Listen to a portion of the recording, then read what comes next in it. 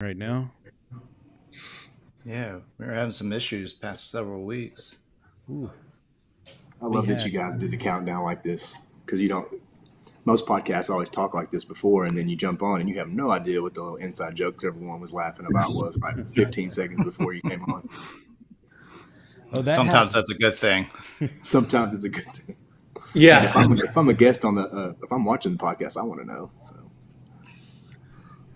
We Yeah. had Tom Klein on uh, a few weeks ago, and we were talking about Roombas as this was kicking on, and I happened to be re-listening to parts of that show last night because we're gonna have a meeting with him afterward today. He's a risk assessment consultant, so he scares the piss out of people. Basically, that's his job, and I've got him talking to my team later today just to give us all like okay, what are we doing wrong, what could we be working on, what kind of compliance things are coming up in the future to be aware of. He'd be a good person for y'all to talk to as well, by the way. Yeah. Oh, we'd rather be scared by a consultant than some sort of federal agency. Yes. I'm all in on that.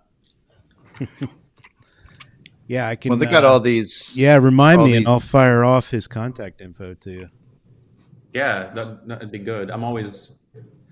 It's got like compliance QA. We do it with our software. I'm happy to tell people where we've gone wrong. It's easier to fix internally than it is before it gets out of hand. So don't. Well, there was Definitely, one around websites I hadn't heard before, but he was saying that if you disclaim like the dealer's fees and everything at the bottom of the page, that's not good enough. You have to disclaim all the fees every time there's a price shown, right next to the price. That's insane. Yeah, where's their room for that? So that's just be one thing to talk to him about. Say, okay, let's see that. Let's see how other companies have gotten in trouble for that before. That's what he really specializes in, not necessarily the laws, but the lawsuits. Yeah, and that's the thing. Like we're on a mission to be able to give customers friendly UI that they can look, that they can engage with, and you know there's got to be ways to to nest that, to place that information to where you're still in compliance, but you're not just making it, because that kind of information, yes, helpful but overwhelming.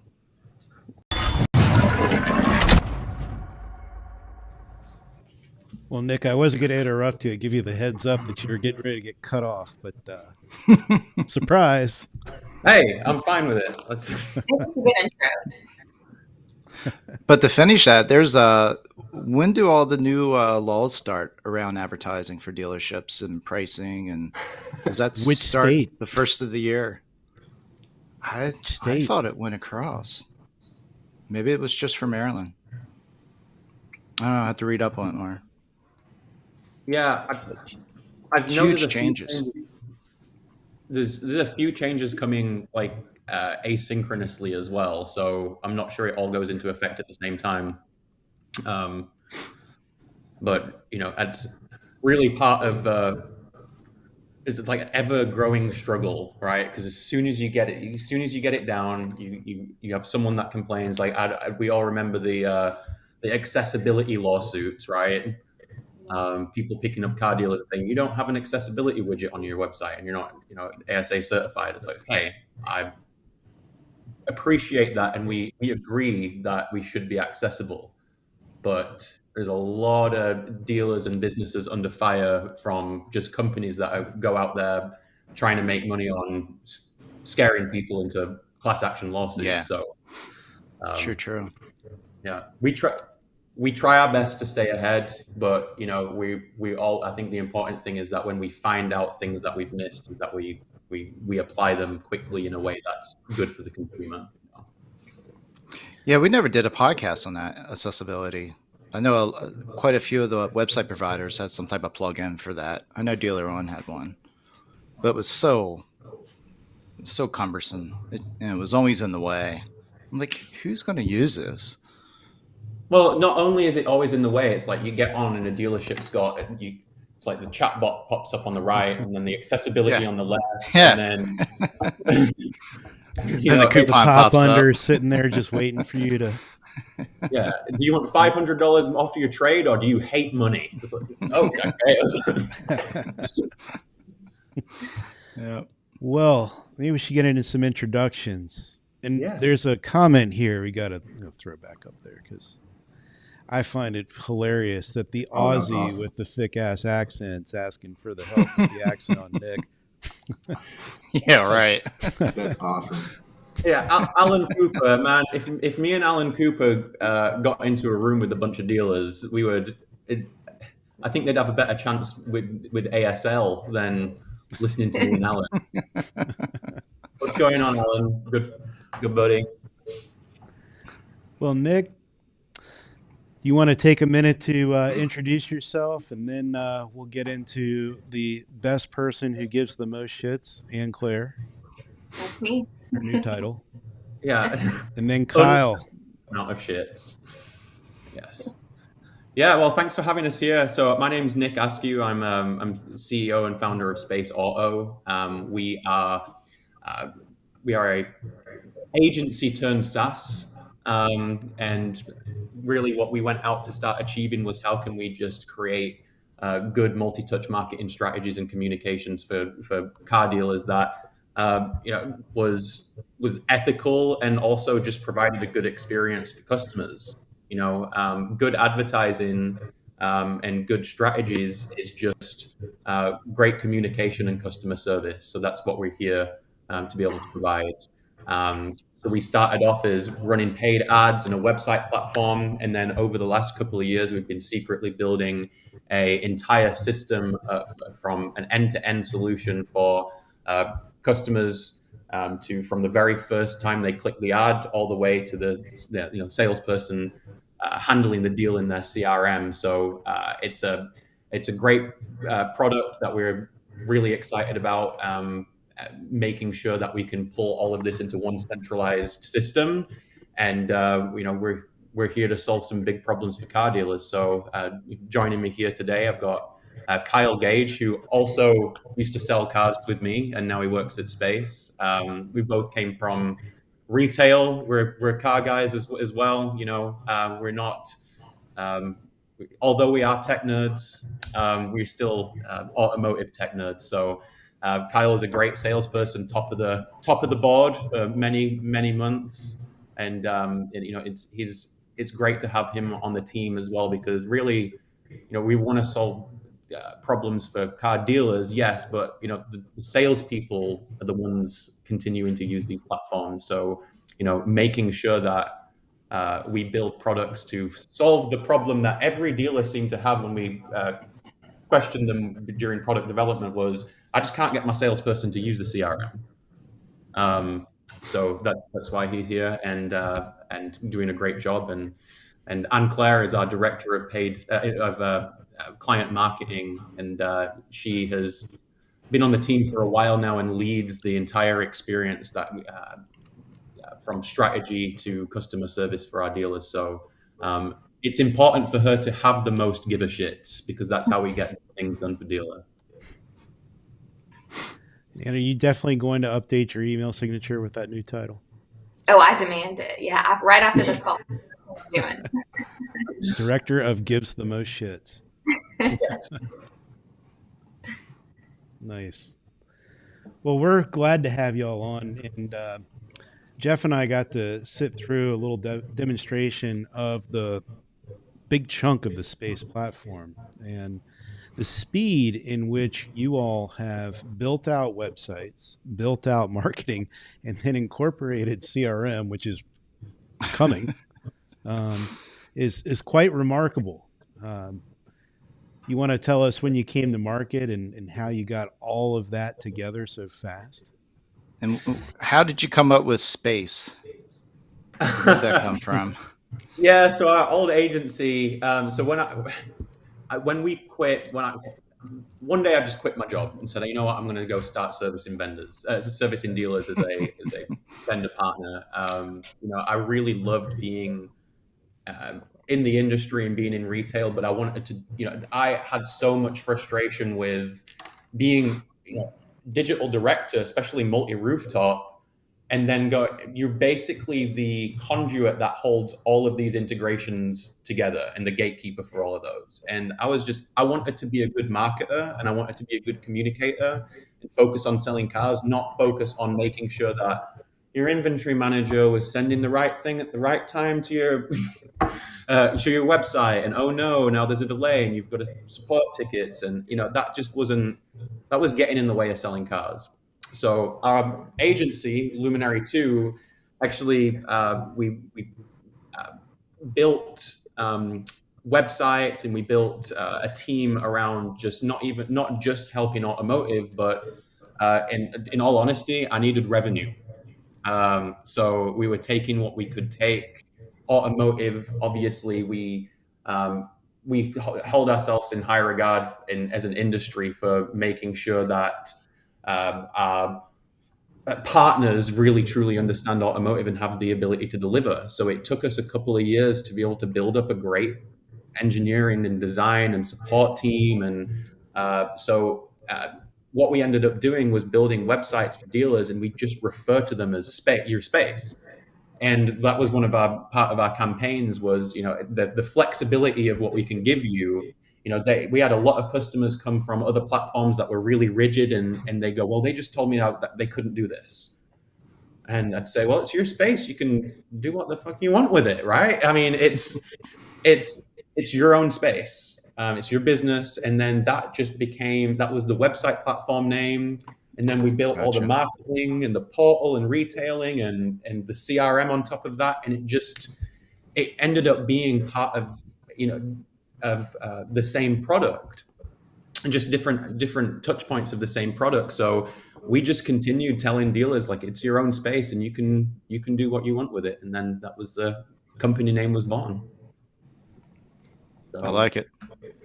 Yeah. So we've now, I'd love to tell you the secret sauce of how we put this all together so quickly. The truth of the matter is, I was just really lucky to have a great team get behind us. We've got a really solid culture internally. We know what our mission is. We know what we're trying to build, and people are excited about it.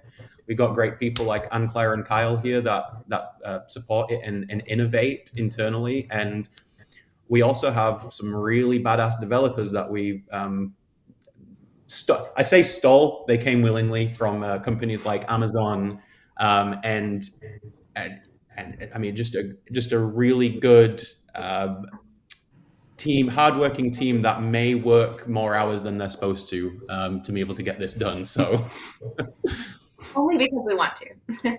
Yeah, exactly. And most of you are in Texas, right?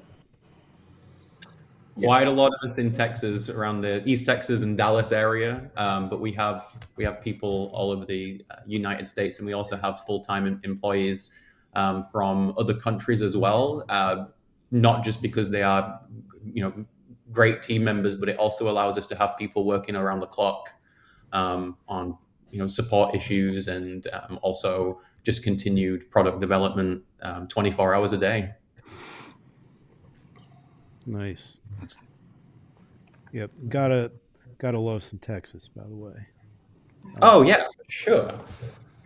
Yeah, they've adopted me as a native Texan. It's been about 10 years now.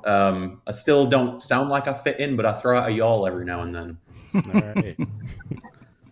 That's all that matters. That's right. So you were showing us the coming CRM, and I don't know, should I be saying coming or is it here? It's here. We're in a controlled beta right now with some dealerships across different segments. So from buy here, pay here, independent. We do see that the independent dealerships have been forgotten by a lot of big tech companies. So, we're here trying to make sure that these products work for them just as well as they work for an OEM dealership or a group. Good. So one of the things that I liked about the interface, it reminded me a lot of Trello. Yes. And that's an app that I go way back with. So it felt like home as soon as I saw it. Well, that's what our product developers want, and Taylor Bartholomew, our chief product officer, he comes from outside of automotive, and as we were designing these things, it's important for us for it to be intuitive, almost to have no training, right? Of course, we want to onboard and train our dealers, but you shouldn't look at a system and look at a screen and go, I have no idea what to do here. So for those of you who aren't in project management, Trello is a really good tool for making sure that you can flexibly handle all of your projects. And car dealers are almost the same way, right? You've got stages of car deals, you've got things that you need to put together in different statuses, and it's our job to continue at a dealership. It's the job to continue just to put all these building blocks of these deals together and see how far you can get them. Hopefully most of them go through, but you just got to get people to the next step. So y'all have, and I got to throw y'all back out there. You've taken a different perspective or a different approach to putting websites and CRM together. And part of that philosophy was you didn't want to create any dead ends. If I can quote you on that. Yeah. So, and to me, and it's really around this principle of digital customer service, right? If you think about, and a lot of our designers, we get cues from physical objects and physical experiences. So if you think about any business, take something that is really customer centric, like hospitality. If you get a customer in that, you're anticipating their needs, you're providing them really, great customer service, communication, but for some reason in automotive and in digital, there's a take aspect of it. If someone opens a chatbot, what are you trying to do? You're trying to get their information. If someone, you can dangle a little carrot in front of them and say, hey, we'll give you your trade value if you give us all your information. And what ends up happening with a lot of different plugins, and by the way, there's a ton of great tools out there, but because they're not integrated into a centralized system, what ends up happening is that customer goes to a thank you page, and that's the end of the experience for them. It's like if you walked into a hotel and you said, hey, can we book a room? And they go, yes, you can. And walked away. It's like, what? That's not a great experience. And that's what we're treating our customers like online. We're trying to take, and we're also, there should be no user experience dead ends. So we started with this philosophy of, how can we, no matter how a customer converts, how can we get to the next step? So that's why it's so important for us to, even though it's a big undertaking, build something that is customer facing and dealer facing and bring it all together to where that customer journey, no matter how they choose to start the transaction, has a logical next step, whether it's self-led or in collaboration with a dealer. So when it comes to putting a website and CRMs and marketing together, it's a new concept that a lot of dealers, I would imagine, might struggle to wrap their heads around because they're so used to them being so fragmented, so separate. So, outside of a couple of things that have occurred or been brought to market over the years, like I think Vin Solutions had something called Vin Lens. And that started to look at the click path of a consumer inside of the CRM system itself. So maybe give some indicators that this person, might have abandoned a credit application. So, okay, if you're a wise salesperson, you'd be able to make a phone call and say, hey, would you like to find out about different credit tiers or, what payments might be like for certain credit situations or whatever. And so those examples are out there. But when you look at putting them all together in a deeply fused platform, are there any examples or thoughts or anything you can share to help to open the mind so people can start to realize just how powerful that combination can be. Yeah, and it's a great point. I mean, information, when used correctly, can help a conversation and help you provide valuable customer service. I think that, so if you look at traditionally, and there are more integrated systems out there, but like, what do we get? We get a lead that is generally sent to a CRM with vehicle data. Hey, they submitted a lead on this vehicle. Maybe they started going through a digital retailing tool or something, but without all of the data of, what was the narrative that the customers had from the first click? Did they click on a get pre-approved ad, then browse some vehicles?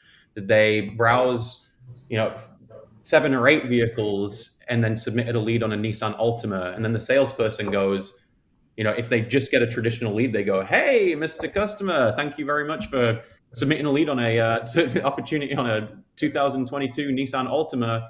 I've got a spot at 215 and 245. Which one works best for you?" And there's all of this data you're missing out of how they got there, the ad they clicked on, the kind of vehicles that they looked at. And when you start thinking about putting that together as a salesperson, it's actually, well, no, the customer clicked on a get pre-approved ad. Maybe and it was targeted to people who had less than perfect credit. They came online and they looked at 5 vehicles, but it wasn't a Nissan Altima that they're after. It's actually, they're all under $30,000 and they're all 4-door sedans. There's a continued narrative that the customer's already been through by the time they get there. So without that data, all you get to say is, "Hey, when do you want to come and test drive?" Then you can start in your sales process like they do in the hospitality industry. You're anticipating their needs, and then you can deliver on those needs. So I think it's really important that these things are all connected, so you can see, not just from a creepy data perspective, but to be truly helpful to someone. Because at the end of the day, no matter what the market's like, no matter what our sales tactics are, if we're doing a big aggressive sale with, over the rest of the month, like, we're still a business, like dealers are still businesses, and customers still deserve really good treatment and customer service. So, that's what it is like. That's what it's about to us is if you arm people with the knowledge, you can actually provide better service to your community. Yeah, you can arm them with the knowledge, but from my experience, Alex, you were talking about the Ven's lens. I always, working with salespeople, it's always difficult for them to actually look at that data and utilize that to their advantage. Are you guys working on any type of be able to look at that data and then automatically have some trigger points that follows up with that customer or takes them down to the next step in the path automatically, versus just relying on the dealership and the salespeople to look at that data and then, hopefully they're going to read it. Hopefully they're going to, speak to the customer using that data and those points to be able to get the customer in the next step. But I don't know, man. That's I've always found that if there's a way to automate the process, that tends to work better. But for sure, and automations like that based on where they're at the deal stage, we understand that if someone starts a deal from a trade appraisal or a credit application, like, there's other steps that they can continue to go down that path. And what we want to be able to do is let the customer self-lead as much of the process as possible, and then the dealer, if they so choose to, take over and have some human interaction, which we always suggest is having salespeople, right? I think the thing is that you have to have the flexibility of both. If the customer wants to be self-led and you can put some automations in there to say, "Okay, now this is the logical next step. Does the customer want to do this?" Yes. But if the customer doesn't follow those automations, salesperson has to come in and have some human strategy behind it. It's like real estate. It's like, and digital retailing and automotive, right? Salespeople and actual human interaction is still really valid in times when there's confusion or the customer doesn't know the next logical step. And that's how we feel about digital retailing as a whole, is that it's a great evolution, but not every deal is that simple. It still takes a guide. It still takes a problem solver, and a good salesperson should be a problem solver. So, as much as I agree with the automation thing, once a customer doesn't follow the process of those automations, like that's when the salesperson has to come in and be a problem solver. So having the knowledge available is also important. Got to have the best of both worlds there.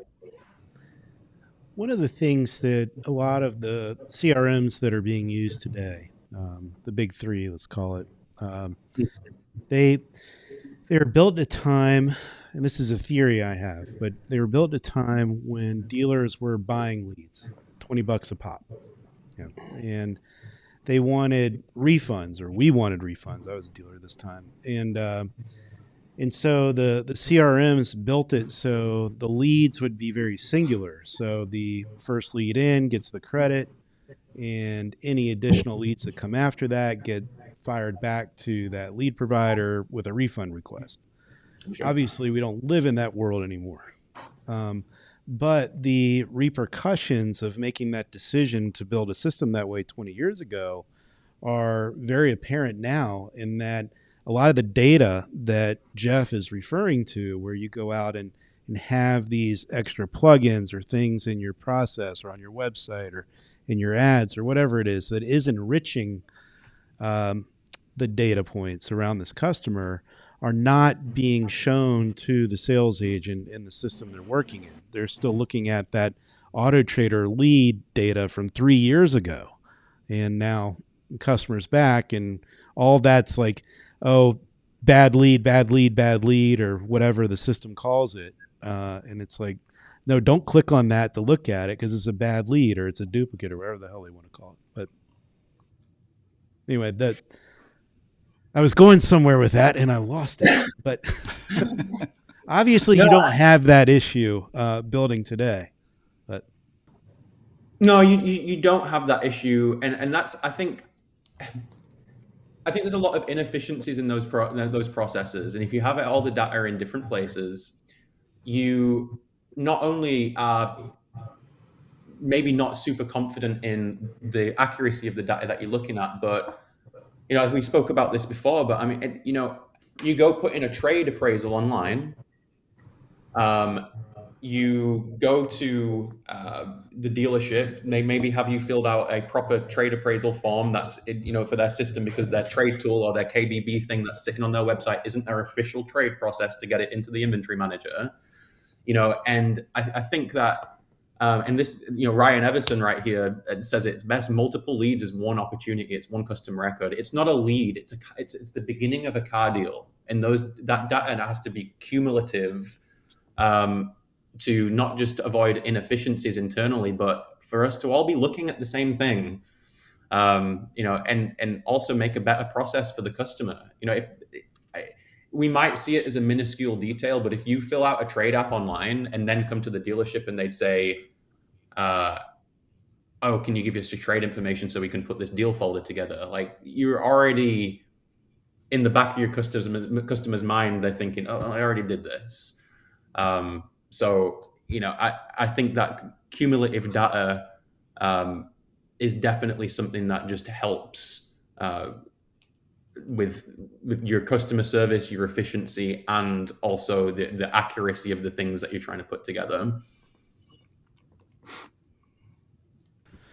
yeah, so if you guys have a way, to Jeff Shearer's point that was just up there, salespeople just don't look at this stuff. They look at what's ever on that first screen.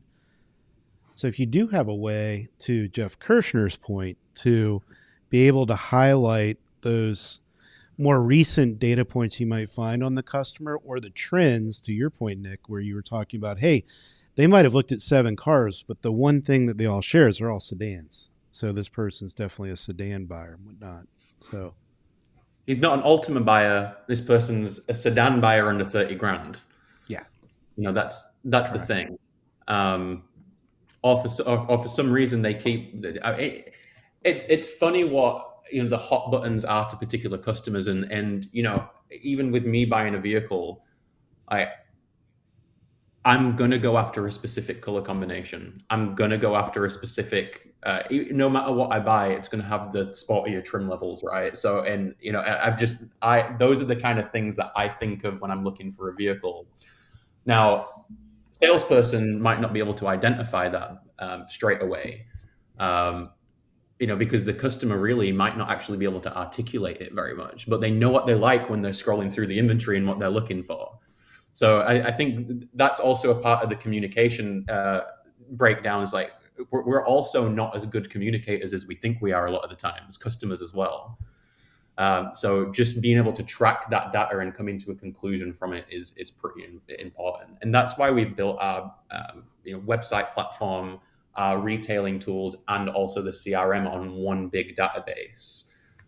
Just because we want to increase that efficiency and make sure that we have the data available to just be able to come to some decent conclusions about what the customer's journey is. So, and make with it those easier data for Ann points, Claire, right?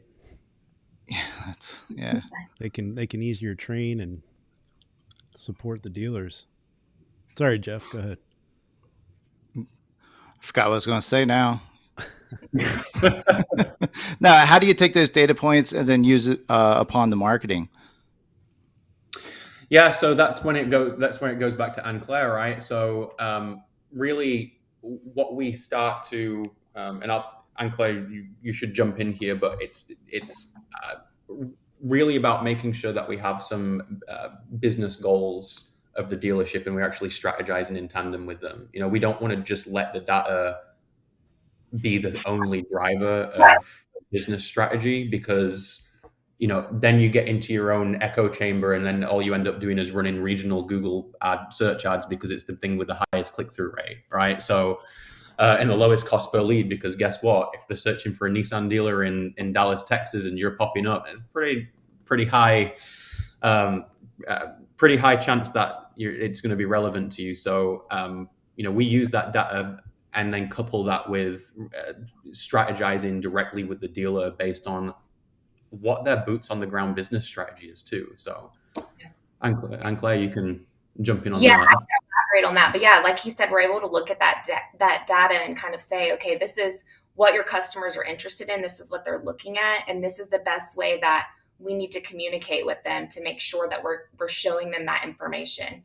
And we've been kind of touching on it a lot throughout the call, but we just look at that from what we call a multi-touch strategy perspective. So if I see that, or if a dealer tells me their business goal is, I need to sell 24 Altimas this month, or whatever the case may be, I'm not just going to slap an ad out there that it has an Altima on it and then hope that your website is set up for success, or the customer gets what they need once they click on that ad, and then your sales team automatically is going to know what to do when they receive that lead. Our job is to look at the data and see what we need to do on our end to strategize and make sure that we're targeting the right people. I'm not going to show your Altima ad to someone who's been looking at fully loaded Jeep Wranglers. That's not the same person. We're going to refine the targeting. We're going to have a really good ad that is set up to make sure that your customers engage with that ad. And then after they engage with that ad, we want to make sure your website is set up so that the customer wants to give you their information. If I click on that Altima ad and I go to your website and I don't like what I'm seeing, or I'm on an irrelevant page even, I clicked on the ad and it took me to the home page, or to look at all of your inventory, and I'm not only seeing Altimas. I want to make sure we're driving traffic to the appropriate place. And once they do submit that lead, what's the after point? What happens after that? Do we just take them to a thank you page like Nick said, and then the customer is wondering what to do from there? Or do you have autoresponders set up in your CRM that tells them, we received your information on X vehicle, we'll be contacting you soon to get your information? So it's just looking at the entire customer journey, like Nick said, and being able to actually see that data in the CRM allows us to look more detailed into that. What are some of your, I guess, most effective examples when it comes down to what that customer's looking at, utilizing those data points. Is there anything that sort of sticks out? Yeah, that's Go ahead. We've just been doing a bit of a study as well. Go ahead, Anne-Claire. Yeah, that's a good question. So a lot of times it just being able to see that data helps us kind of guide the dealers in the right direction. They may think that their goal is, I haven't been selling enough new cars, so please put all my ad budget toward my new cars. Well, we can see, well, you only have 7 new cars and you have 67 used cars, and we can see the search trends where people are in your market are looking for used cars. They're looking for a better deal. So really we can guide them. We can use that data to guide them in the right direction, because they may not know what they need without that strategist to kind of tell them this is what we're actually seeing from the market and from your CRM. Yeah, I think that's part of Anne-Claire's give a shit title, is that sometimes we're not yes people, and that's the problem that we run into a lot with just a lot of vendors out there, is that it's either set it or forget it, or it's, oh, you want to run new car ads? Yeah, when we put these new car ads together, of course, over the past 12 months, just over, everyone wanted trade appraisals, and we want to get more trades, and because we've got inventory issues and we want to buy directly from consumers. So that's a big example of something that we looked at recently, with making sure, and that really is our philosophy, right? We can't just run ads for you. It's like, where does that traffic go? How do they get re-engaged? What happens when they click on the website and then they start the trade tool? What happens when they don't? What kind of messages they get in? What happens when they actually submit that opportunity, and what kind of responses are they getting? Are they getting a valuable response that gets them to the next step and says, hey, great, thank you for your trade submission. Are you looking to replace it? Are you looking? And again, it's this narrative from the beginning to the end. And just personally, something that we ran into when we started building the company is we run all these great ads and then send them to a standard website. And then we oh, great, you're generating a lot of traffic, but where's all my leads? So it's like, well, shit, all right, let's build a website platform set up to connect and convert. So, all right, we're sending you all these, you're getting all these leads. It's like, well, we're not selling more cars. It's like, okay, let's take a deeper look into that. I can see that 51% of your leads weren't responded to in the first 24 hours. Okay, cool. Can you help us set up our CRM? We can, but now we've got to integrate with all that and make sure. So we just built our own CRM, and I think that's the thing that we always wanted to find our place in automotive, is that to the customer, they don't give a shit that it's, oh, you got a dealer.com website and you've got a VIN Solutions CRM and all of these are happening in different places. To them, it's one conversation and journey, right? It's one singular flow. And no matter how they start the transaction, it should be one singular flow for them. So that's why we have to put strategic effort into all of those touch points, because we don't want to be the kind of partner that says, well, we sent you all the traffic and we got you your leads on your website. What you do with them is on you, and so sorry that you don't have a strong internet sales team. We have to be in a position to be able to help the dealer have the entire conversation. There's some marketing agencies out there I know would love to see the responses that are being sent to the leads that they're generating for the dealership. Well, they can mystery shop their own dealers, and hopefully they feel compelled enough and have the strategic ability enough to help them once they find out. But I swear, if I see another, thank you for your recent trade submission on your insert make, insert model, broken merge codes. I mean, that's the kind of standard. And the thing is that if you truly care about a business's success or your dealer's success, you've got to be in it for the whole process there. And just like Jeff is saying, yeah, vendors should actually care about what happens. We shouldn't just run ads and go and feel like, hey, we're an ad service, here's your paid advertising.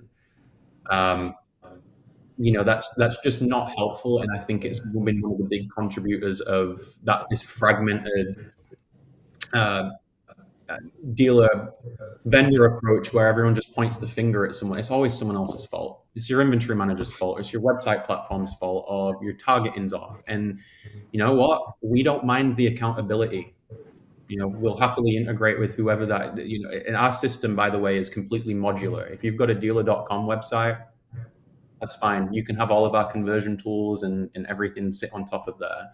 And there's room for all of us, but at the same time, like, we have to take the responsibility to care about the next step and what's happening with this. It's not just that we've provided you traffic.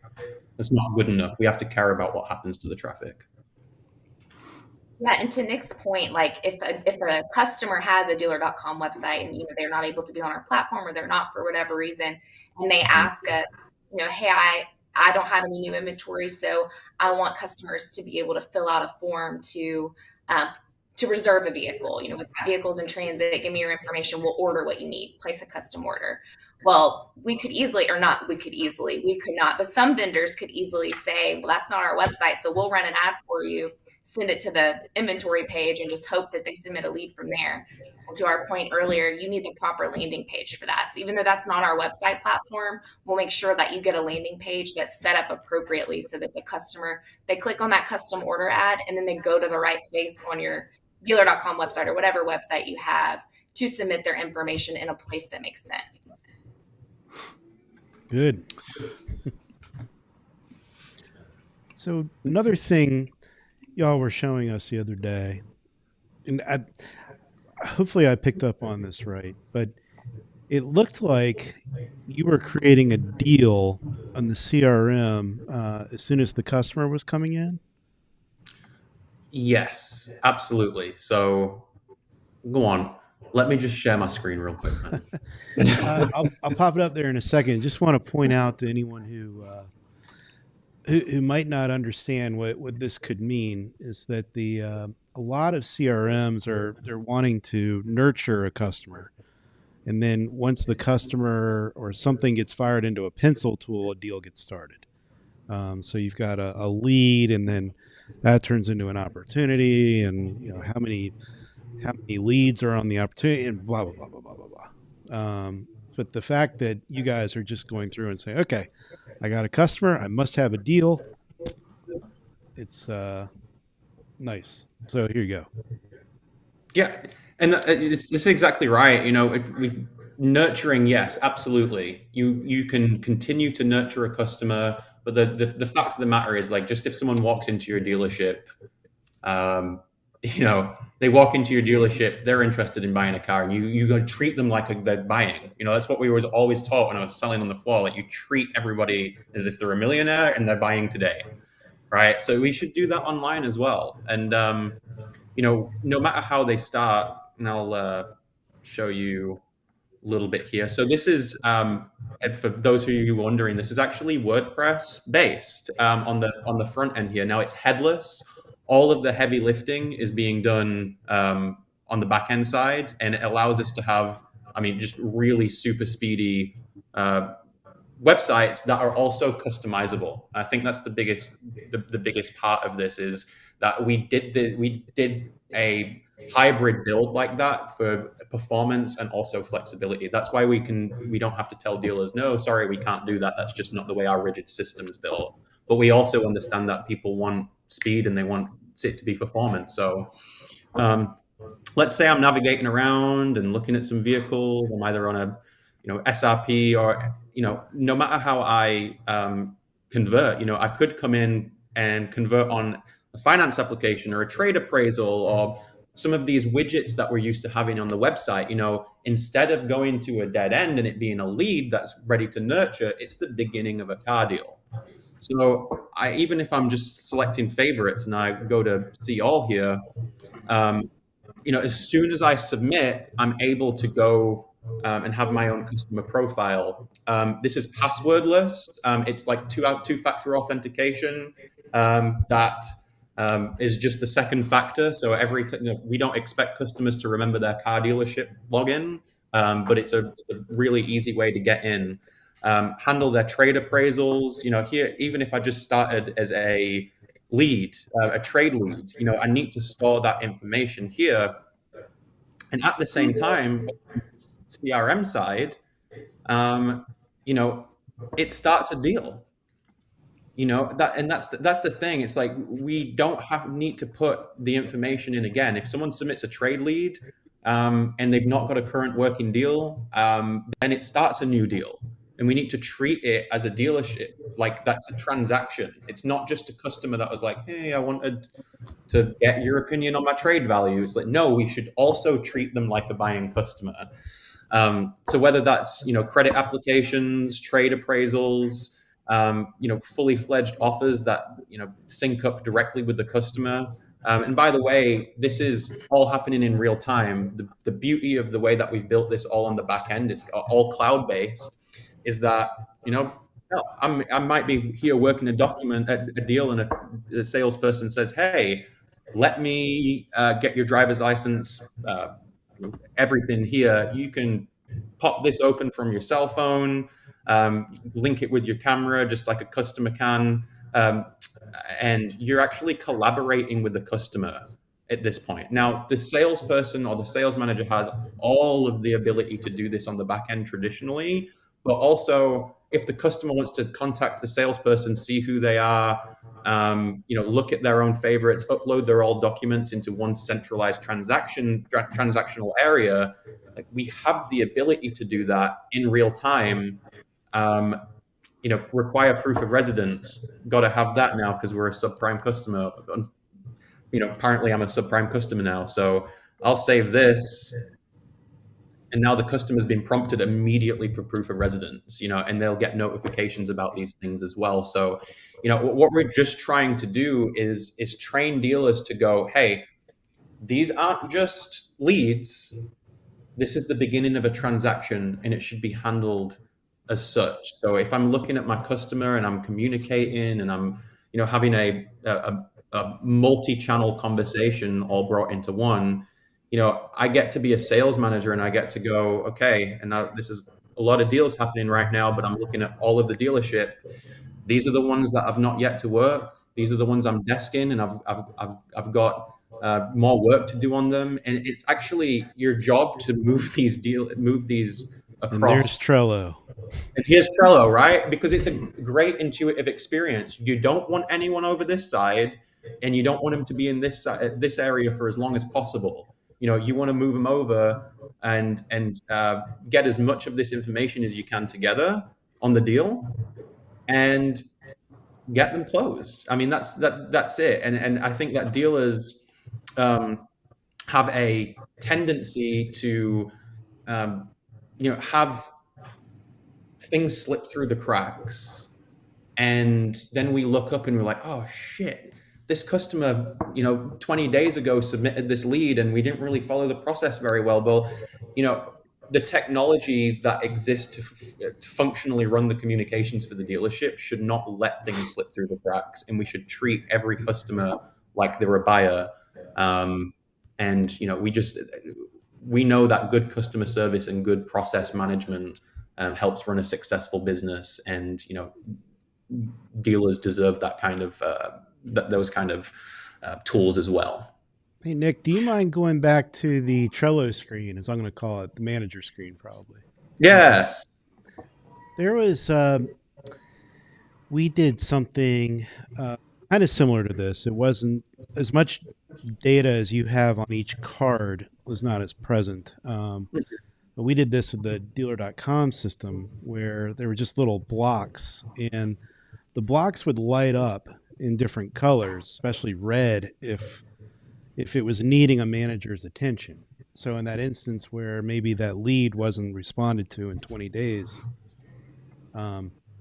having something that indicates, hey, this needs your attention, Mr. and Mrs. Manager. Absolutely. And you can see right here, and just very subtle, these little blue dots and different notifiers here, that this is customers that have there's been activity on the deal that you have not acknowledged yet. So what we're trying to do is make, either you're communicating with customers and you're providing customer service, or you've got things on the deal that transactionally you need to take care of. So we're giving identifiers there. We're also giving identifiers on terms. We're giving identifiers on how many of these deal blocks, as we call them, are actually filled out. And we can see here, all right, we've got the vehicle, the trade-in.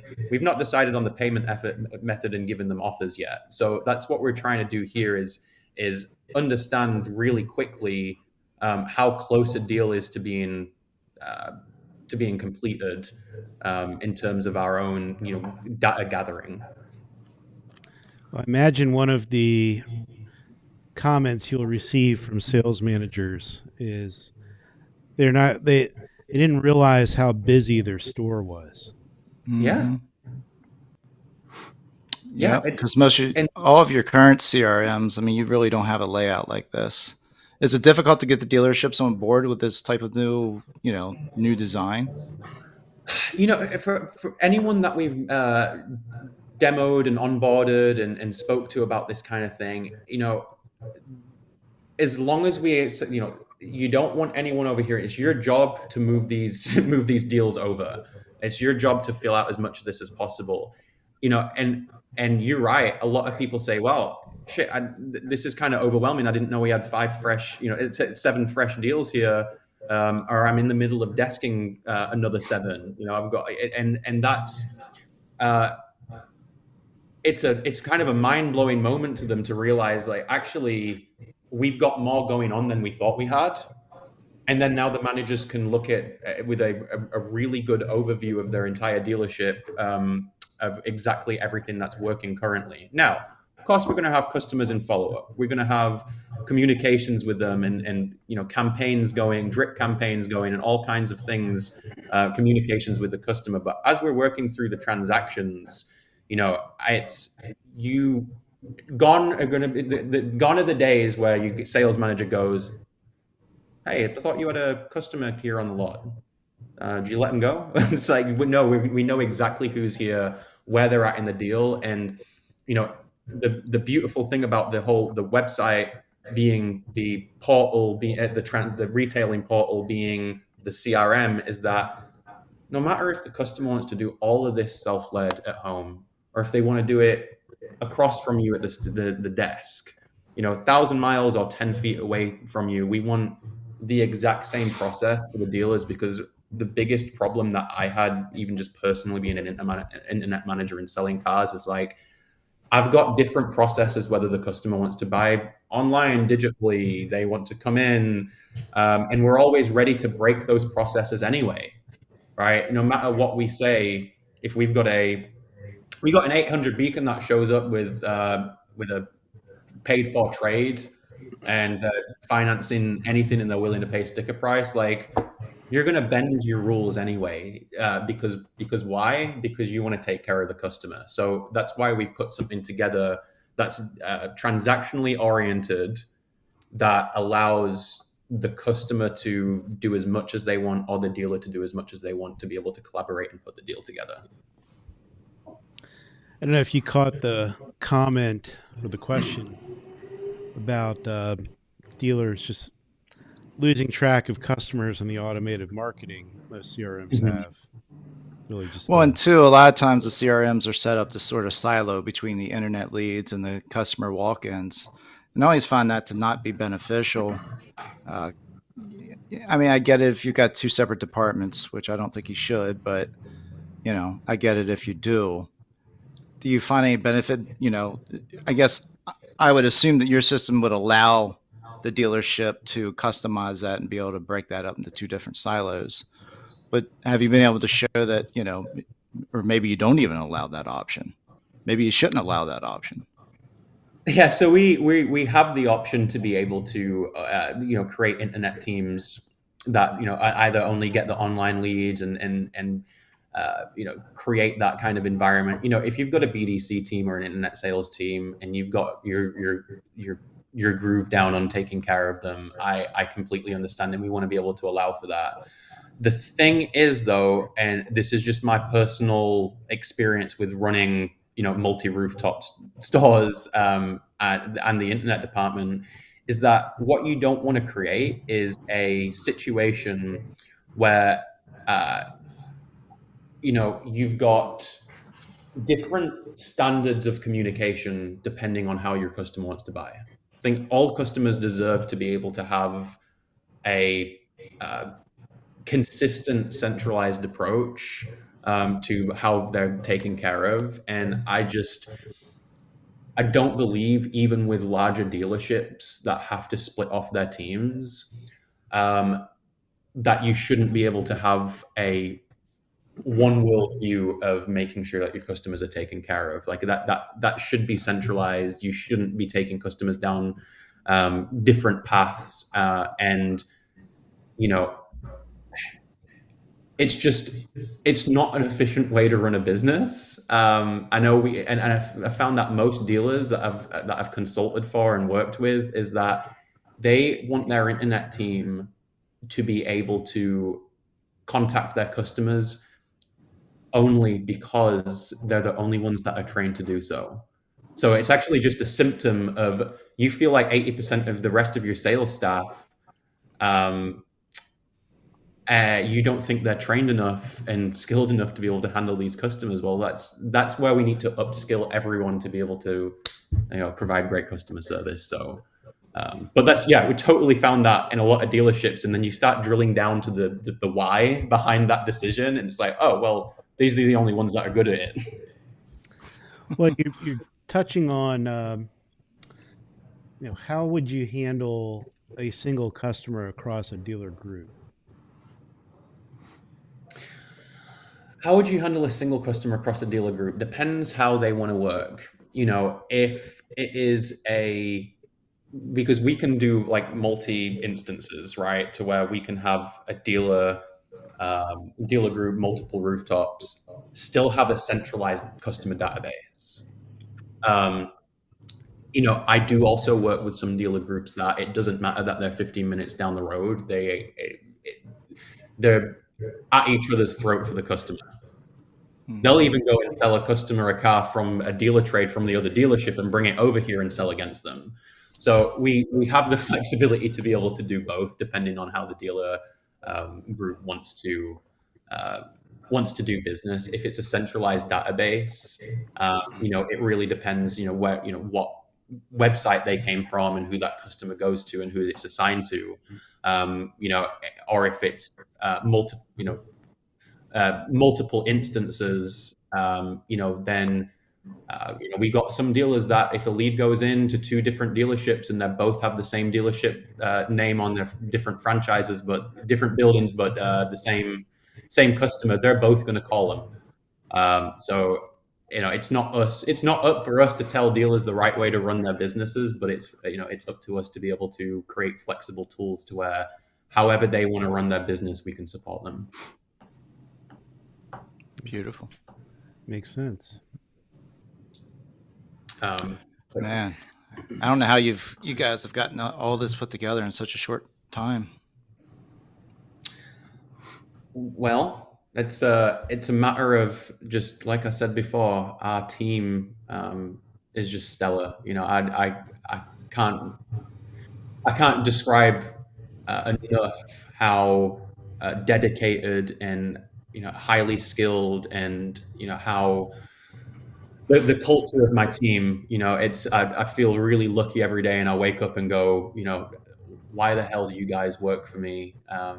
And because we struggle with our own imposter syndrome, right? As everybody does, but we're able to put it together because we have a really good comprehension of the automotive industry, and we have people that actually want to solve problems at their core, and not just provide band-aid solutions that fix a teeny tiny bit of the process. And we know it's a big undertaking, and we understand the level. We've not got our heads in the clouds in saying that there's not other great products out there, but we know and we believe that we can have a positive effect on the industry as a whole, and just help dealers provide a better service to their community.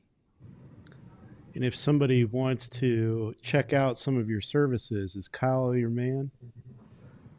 Kyle, the loudest person on this call. I normally talk a lot more, but they did a very good job. But I think this one thing I would I would add, as Jeff said, many dealers still take one swing and then toss the lead into their automated marketing program. Well, if I blow a customer out, and I've done that quite a bit in my tenure at selling cars, and they go back on our website and they start surfing around, and all of a sudden I blew the guy out on a Jeep Grand Cherokee and he's looking at Tahoes, it's going to come back to the CRM that this customer's gone back on the website. So it's like we don't have to just throw them in an automated system. We're going to track this customer anytime they come to our website again. And I don't know that there's a lot of other technology out there that's just doing that as efficiently as we are. Yeah, there's not a lot of competition out there. It's that's bringing all this together in one platform. Nope, because it's hard. And we know It's hard. We know we're experiencing it. But it's we're up for the challenge, and we're dedicated to helping dealers. So I think with Ann Claire's give a shit coupled with our great product and service team, Awesome. We're here for the long haul. So what's your URL and what's the easiest way to get a hold of you guys? Our URL is just space.auto. We're so automotive, we don't even need a .com. So if you go to space.auto, you can reach out to us and schedule a demo. If you would like to just call us and speak to either sales or support, you can Google us and find our direct phone number. My email address is also just Nick, Nick, at space.auto. And Kyle and myself and Ann Claire are always here to, no obligation, just have a chat about how strategies can be improved upon, and here just as a resource for people. We love signing up dealers and we love growing our business, but at the same time, if someone just needs to reach out and ask a few questions, we're always here to help. Excellent. Great. Well, we look forward to seeing you all on the DealerRefresh forums more. You can find me there. If anybody wants to reach out, I'm pretty active on our space forum. I've been part of DealerRefresh since last year. Pretty sure my cell phone and email address and everything's linked on there. If anyone wants to reach out and talk to us about strategy or product or anything for that matter, we're here for you. It's embarrassing. I'm still considered a green pea, but I'm doing something about that. I just made it to Lot Lizard this week. You made it to Lot Lizard? Hell yeah! I just made Lot Lizard.